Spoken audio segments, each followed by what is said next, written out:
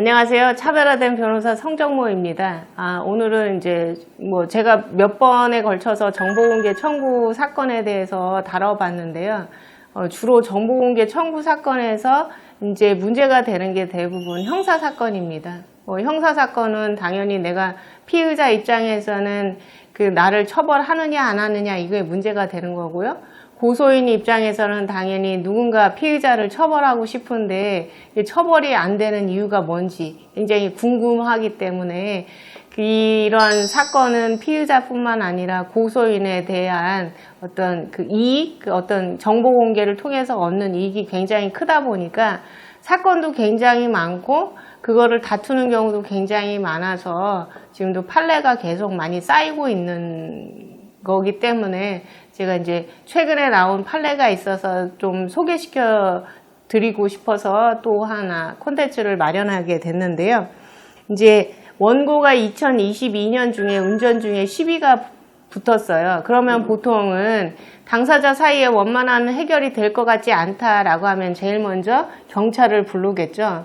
이제 경찰을 부를 때 보통 112에다가 전화를 하면은 그러한 발생 보고서 그런 게 다 남아요. 그리고 112에서 이제 출동을 해서 경찰분들이 현장에 오면 어떤 사건은 금방 아무것도 아닌 사건이라서 훈방 조치를 해서 한다라고 해도 훈방으로 끝나는 사안이 있다라고 해도 자기네들이 언제 출동했고 언제 되돌아왔고 그 다음에 어떤 사례 간단하게라도 어떤 사례 있고 그 다음에 조치 결과는 뭐였다 이런 부분을 다 남기거든요. 그런 것처럼 이 사안에서도 출동한 경찰이 발생보고서를 작성을 했습니다. 그런데 보통 교통사고와 관련된 거는 경찰서에 해당 관할 경찰서에 교통과에서 처리를 하기 때문에 이제 여기서는 본인이 관할 건이 없다라고 해서 그 발생보고서를 넘겨서 교통과에서 처리하도록 이렇게 맡겼어요. 그러다 보니까 이 사건에서 이제 피의자로 지목된 사람이 그 발생 보고서의 내용이 굉장히 궁금했던 거예요. 그래서 발생 보고서에 대한 정보 공개를 청구를 했습니다.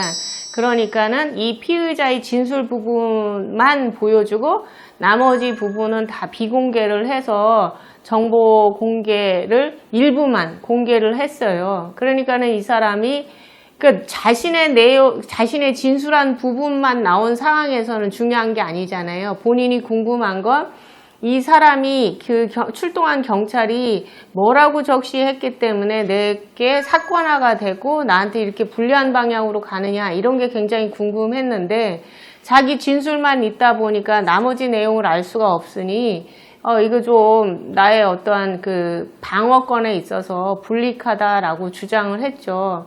그렇게 해서 그 부분에 대해서 거부 처분 취소 청구나 아니면 비공개 처분 취소 청구 이런 거를 제기를 했습니다. 그러니까 이제 법원에서 나오는 가장 일반적인 내용, 그러니까 수사 기록에 관한 일반적인 내용은 뭐라고 돼 있냐면 정보공개법 제9조 제4호에 의하면 수사에 관한 사항으로서 공개될 경우 그 직무 수행을 현저히 곤란하게 한다고 인정할 만한 상당한 이유가 있는 정보는 비공개 대상 정보로 아예 못 박아놨습니다. 다만 그거는 그냥 무조건 다 비공개한다, 수사와 관련되면 무조건 비공개한다라는 취지가 아니다. 그건 수사의 방법과 절차 등이 공개되어 수사기관의 직무 수행을 곤란하게 할 위험을 막고자 하는 것이다. 그래서 수사 기록 중에 의견서, 보고문서, 메모, 법률 검토, 내사 자료라고 하는 것이 여기에 해당된다. 뭐라고 했다고요? 의견서, 이제 표제 같은 게 그런 겁니다. 의견서, 보고문서, 메모, 법률 검토, 내사 자료 이런 거는 그런 거에 해당되지만 표제가 그렇다라고 해서 무조건 비공개 대상이 아니라 그걸 한번 봐서 실질적인 내용이 구체적으로 수사 방법 및 절차 등이 공개됨으로써 수사기관의 직무 수행을 곤란하게 할 현저한 사유가 있는지 없는지를 다시 한번 검토를 해서 비공개 대상 정보에 해당된다. 따라서 그런 것이 아니라고 하면은 아무리 표제가 보고서나 이렇게 의견서라고 돼 있다라고 해도 수사에 방해할 것이 아니면 공개를 해줘야 된다라고 하는 경우입니다. 그래서 공개할 경우 직무수행을 현저히 곤란하게 방해한다라는 정보라고 하는 게 뭐냐라고 하면은 수사 등에 관한 직무의 공정하고 효율적인 수행에 직접적이고 구체적으로 장애를 줄 고도의 개연성이 있는 경우다라고 하고 이제 그런데 굉장히 추상적인 내용이죠. 그러다 보니까 결국은 구체적으로는 그런 수사 중에 있는 사건인 경우에는 피의자, 이거를 청구한 사람의 진술, 그런 부분은 보통은 공개가 되지만 그 목격자, 피해자, 다 참고인, 그러한 사건 관계자의 진술 같은 경우에는 그런 거는 보통 사건의 실체를 좌우하는 증거로서의 기능이 있고 그 다음에 이걸 미리 피의자한테 수사 결과가 나고 나서가 아니라 이거를 수사하는 과정에서 미리 공개하는 경우에는 그러면 피의자가 그 내용대로 본인의 진술을 변경하는 등 수사기관의 공정하고 효율적인 수사에 방해줄 개연성이 굉장히 크다라고 법원이 판단하기 때문에 피해자나 목격자, 기타 참고인의 진술은 비공개하는 게 맞다라고 보고 있는 상황입니다. 그래서 이제 보통은 그렇게 정보 공개를 청구를 하면 법원 입장에서는 그 서류를 보통 받아봐요. 판단을 하려고 하면은 그 원고가 청구한 정보가 어떤 건지 그 원본을 봐야지 않습니까? 그래서 보고서는 크게 법원 입장에서는 수사에 방해가 될 것 같지 않다라고 하면 그 공개해라 라고 하는 판단을 하고 저도 이제 중앙행정심판위원회에서 3년간 있으면 그 정보공개 청구 사건은 워낙 사건이 너무 많이 들어오기 때문에 제가 국토해양 심판과라고 해도 보훈 사건이나 정보공개 사건은 그 일주일에 수십 건씩 제가 맡아서 처리를 해야 돼요. 그러다 보니까 정보공개 사건도 이러한 형사사건과 관련된 정보공개 청구가 거의 한 70~80%를 차지를 하고 그거에 대해서 계속 저희가 이제 검토를 하게 되는데 이제